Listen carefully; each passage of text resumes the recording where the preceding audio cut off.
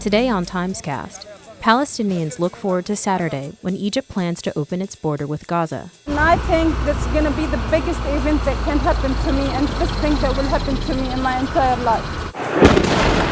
And 3 days after NATO's heaviest bombing of Tripoli, Colonel Muammar Gaddafi remains elusive.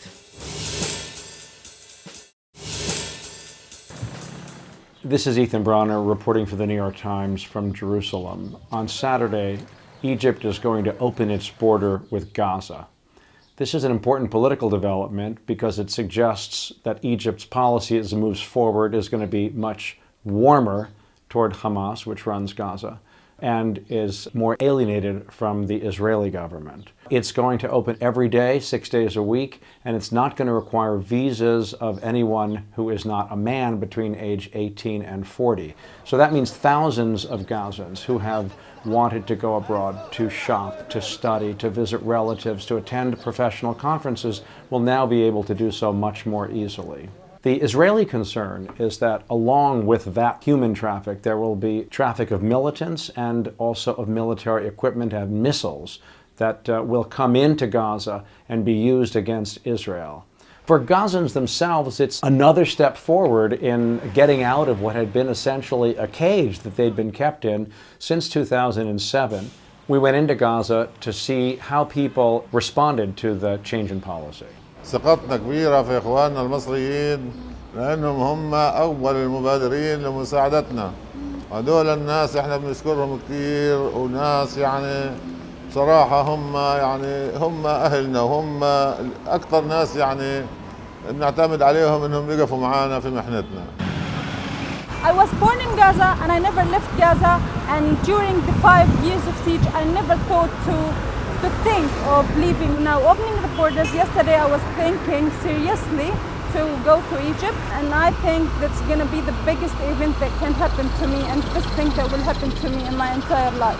We're Palestinians, we're very emotional, so everybody now is talking about Rafah border, and everybody's talking about like new plans for summer, going out, and this is not normal because the siege makes you think in a small and in a controlled way. You know, you can't think about international stuff. You just want to survive your day. Now I'm thinking about maybe if people just hoping too much, they will not get it. Well, we're 3 months into the Libyan conflict now, 2 months since the start of the NATO bombing, and still no end in sight. And now, as at the beginning, everything focuses on Colonel Muammar el-Qaddafi. The British have intelligence indicating that Colonel Gaddafi is moving at night from one hospital in Tripoli to another, knowing, of course, that the NATO aircraft are not going to fire at hospitals.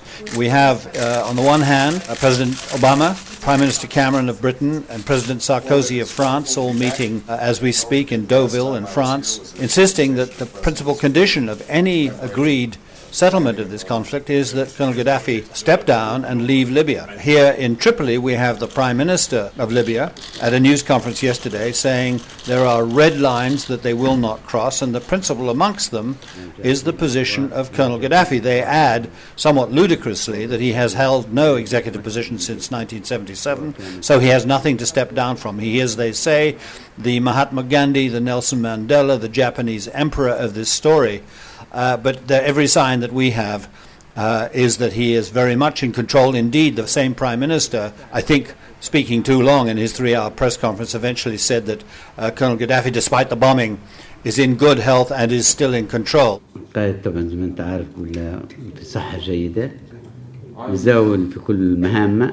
there's the truth for you. Between these two sides, between the Libyan government and NATO and the rebels, we now have the Russian government proposing itself as a good faith intermediary. This is somewhat reminiscent of both of the Gulf Wars, 1991 and 2003, when the Russians did the same. I don't think the Russians have the credibility on the rebel side of this story, and in any case they will be suspected of having their own axe to grind. It seems to me highly unlikely that the Western leaders would embrace that idea, though they probably will not actively oppose it.